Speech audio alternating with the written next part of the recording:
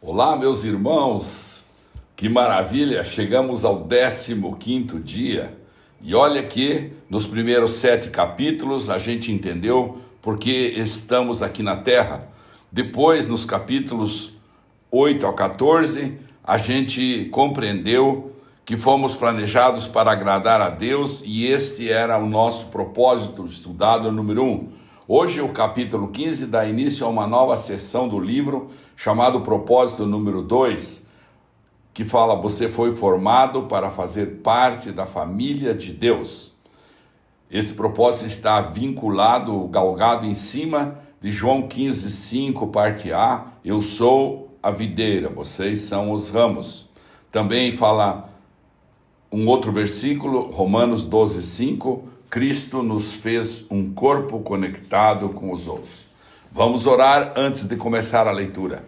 Pai querido, em nome de Jesus, nós queremos te louvar por esse tempo, te exaltar, glorificar o teu nome e pedir que o Senhor nos acompanhe nessa leitura para que o entendimento do teu Espírito possa tocar o nosso espírito e a tua palavra entre como uma espada de 2 gumes entre a nossa alma e o nosso espírito e divida aquilo que o Senhor não quer que nossa alma ainda carregue e possa colocar na nossa alma a tua vontade. Por isso, Espírito Santo, ilumina a gente nesse lugar, nessa hora, nesse instante, para que a gente possa entender bem esse capítulo número 15. Irmãos queridos, o capítulo número 15, como eu disse, também se intitula Formado para fazer parte da família de Deus. O autor coloca 2 versículos aqui. Ele coloca o versículo de 1 João capítulo 3, versículo 1. Fala assim: vejam com que grande amor o Pai Celeste nos ama, pois Ele consente em que sejamos chamados seus filhos e verdadeiramente somos. O segundo versículo está em Hebreus 2:10, parte A. Foi Deus quem fez todas as coisas são para a sua glória. Ele quis que muitos filhos compartilhassem sua glória. E o autor começa o capítulo, como todos os capítulos, com uma frase bem significativa: você foi formado para fazer parte da família de Deus. Vamos entender isso tudo nesse capítulo número 15 aqui e nos próximos capítulos, que vamos até o 21, será essa terceira sessão do livro. Muito bem, diz o autor: Deus quer uma família e criou você para fazer parte dela. Esse é o segundo propósito de Deus para a sua vida, o qual foi planejado antes que você nascesse. Toda a Bíblia revela a história de Deus formando uma família que irá amá-lo, que irá honrá-lo e reinar com ele para sempre. Ela diz: seu plano imutável sempre foi adotar-nos em sua família, conduzindo-nos a si mesmo por meio de Jesus Cristo, e isto lhe trouxe grande satisfação. Está se referindo a Efésios, capítulo 1, versículo 5. Deus é amor, por isso ele dá imenso valor aos relacionamentos. A própria natureza de Deus é relacional, pois ele identifica a si mesmo em termos familiares: Pai, Filho, Espírito Santo. A Trindade é o relacionamento de Deus consigo mesmo. É o padrão perfeito para uma relação harmoniosa e devemos estudar suas implicações. Deus sempre existiu vivenciando um relacionamento amoroso consigo mesmo. Logo, ele nunca esteve só. Ele não precisava de uma família, mas desejou uma família. Então, concebeu um plano que consistia em nos criar, adotar-nos em sua família e dividir conosco tudo o que possui. Isso dá a Deus um grande prazer. A Bíblia diz em Tiago, capítulo 1, versículo 18: e foi pela sua própria vontade que ele nos deu a vida nova, por meio da verdade da sua palavra, e nos tornamos os primeiros frutos de tudo que ele criou. Quando depositamos nossa fé em Cristo, Deus torna-se nosso Pai. Nós nos tornamos seus filhos. Os outros cristãos tornam-se nossos irmãos e irmãs, e a igreja torna-se a nossa família espiritual. A família de Deus inclui todos os fiéis do passado, do presente e do futuro. Cada ser humano foi criado por Deus, mas nem todos são filhos dele. A única forma de ingressar na família do Senhor é nascendo novamente, dentro dela. Você se torna parte da família humana em seu primeiro nascimento, quando sua mãe o gerou, e torna-se membro da família de Deus pelo segundo nascimento. Ele, como está em Romanos 8, 15 e 16, nos deu o privilégio de nascer de novo, de maneira que agora nós já somos membros da própria família de Deus. O convite para fazermos parte da família de Deus é universal, mas há uma condição: a fé em Jesus Cristo. A Bíblia diz: todos vocês são filhos de Deus mediante a fé em Cristo Jesus. Gálatas 3, 26, né? A família espiritual é mais importante que a biológica, porque durará para sempre. Nossa família terrena é uma dádiva maravilhosa do Senhor Deus, mas é temporária e frágil. Sujeita ao rompimento pelo divórcio, sujeita ao rompimento pela distância, pela velhice e, inevitavelmente, pela morte. Já a família espiritual, nosso relacionamento com os outros fiéis da igreja irá perdurar por toda a eternidade. É um laço permanente, é uma união muito mais forte que o parentesco de sangue.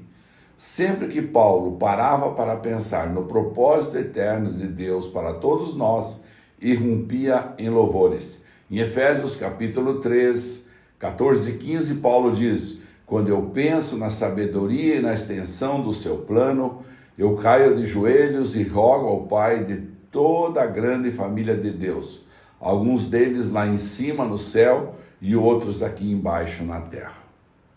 Muito bem, meus irmãos, há aqui um subtítulo que fala: os benefícios de fazer parte da família de Deus. No momento em que você nasceu espiritualmente na família de Deus, recebeu alguns presentes espantosos. Recebeu o nome da família, a aparência da família, recebeu os privilégios da família, o acesso à intimidade da família e especialmente a herança da família. A Bíblia diz em Gálatas 4, 7, por ser seu filho, tudo que ele, Deus, possui, também pertence a você. O Novo Testamento dá grande ênfase à nossa valiosa herança. O meu Deus, diz a palavra, suprirá todas as necessidades de vocês de acordo com as suas gloriosas riquezas em Cristo Jesus. Está lá em Filipenses 4,19, né? Como filhos de Deus, temos parte na fortuna da família. Aqui recebemos bondade, recebemos paciência, recebemos glória, recebemos sabedoria, graça, misericórdia e poder. Mas na eternidade, herdaremos ainda mais. Paulo disse: quero que vocês percebam quanto é rica e gloriosa a herança que ele, Deus, tem dado ao seu povo. O que exatamente abrange essa herança? Primeiro, seremos levados deste mundo a fim de estar com Deus para sempre. Segundo, seremos completamente transformados para nos tornarmos como Cristo. E terceiro, seremos livres de toda dor, todo sofrimento e toda morte, conforme está lá em Apocalipse 21, 14. E quarto, seremos recompensados e reassumiremos posições de trabalho, como está lá em Mateus 25, de 21 a 23. E o quinto, participaremos da glória de Cristo. Que herança é essa? Você é muito mais rico do que imagina. Romanos 8,17. A Bíblia diz: Deus reservou uma herança inestimável para seus filhos. Ela está guardada no céu para vocês, pura e incorruptível, isenta de oscilações e da decadência. Lá em 1 Pedro 1,4 explica isso. Isso significa que sua herança eterna é inestimável, é pura, é perpétua e protegida. Ninguém pode tirá-la de você. Repito, ninguém pode tirá-la de você. Ela não pode ser destruída pela guerra, por uma economia deficiente, nem por algum desastre natural. É por essa herança eterna, não pela aposentadoria, que você deve ansiar e se esforçar. Paulo diz: tudo que fizeram, façam de todo o coração, como para o Senhor e não para homens, sabendo que receberão do Senhor a recompensa da herança. Está lá em Colossenses capítulo 3, versículos 23 e 24. Tudo o que fizerem, façam de todo o coração, como para o Senhor e não para os homens, sabendo que receberão do Senhor a recompensa da herança. Aposentar-se é uma meta sem grandes perspectivas. Você deveria estar vivendo à luz da eternidade. Outro aspecto, batismo, identificando-se com a família de Deus. A família saudável tem orgulho de si mesmo e seus membros não se envergonham de serem reconhecidos como parte dela. Infelizmente, conheci muitos cristãos que, ao contrário do que Jesus ordenou, jamais se identificaram publicamente com sua família espiritual, ou seja, não foram batizados. O batismo não é um ritual facultativo que possa ser postergado. Significa sua inclusão na família de Deus e anuncia publicamente sua decisão ao mundo. Eu não tenho vergonha de ser parte da família de Deus. Você já foi batizado? Jesus ordenou que esse belo ato fosse realizado por toda a família. Ele nos disse em Mateus 28, 19, portanto, vão e façam discípulos de todas as nações, batizando-os em nome do Pai, e do Filho e do Espírito Santo. Durante anos, esforcei-me para entender por que a grande comissão de Jesus deu ao batismo a mesma importância das grandes missões de evangelismo e edificação. Por que o batismo é tão importante? Então percebi que é por simbolizar o segundo propósito de Deus para a nossa vida, a participação na família eterna de Deus. O batismo é pleno de significado. Ele declara a sua fé. O batismo comunica a morte e a ressurreição de Cristo. O batismo simboliza a morte para a antiga vida e anuncia sua nova vida em Cristo, além de celebrar sua inclusão na família de Deus. O batismo é a representação física de uma verdade espiritual. Representa o que aconteceu no instante em que Deus o trouxe para sua família.